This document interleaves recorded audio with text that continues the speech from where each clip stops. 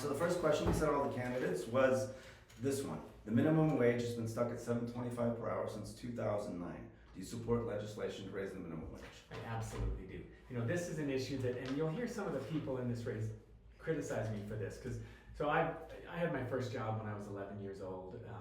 And that was to help to pay family expenses, buy school clothes as a kid. I know how hard people work because I've had to work hard. I worked minimum wage jobs, put myself through high school to put myself through college. I know how much people struggle.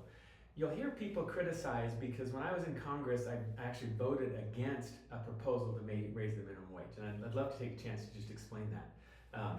So we had first of all, we controlled the House.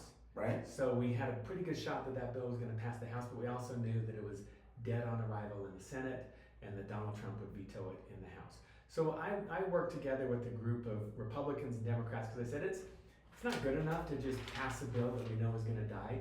We have to build a durable coalition that can actually raise the minimum wage.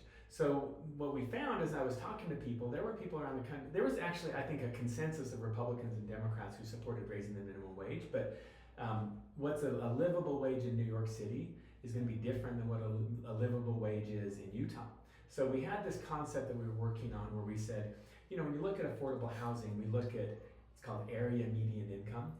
So that recognizes that what's an affordable home in New York is different than what's an affordable home in Utah. The prices are just going to be different. So we were trying to come up with a concept that was similar for wages, because you just heard so many people saying, I want to raise the minimum wage, but people in New York City would say, you come up with a proposal and they'd say, that's not enough.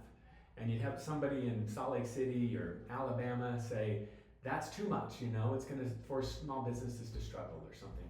And so we're working on a concept to have an area median income, an area median wage that we could get consensus to, because here we are, it's been 10 years and we still haven't raised the minimum wage. It's just not enough, and we've got to raise it. But to get stuff like that done, you've got to think three-dimensionally about how you're going to build a coalition, how you're going to address the concerns of different people, and build a coalition that can actually get it across the finish line.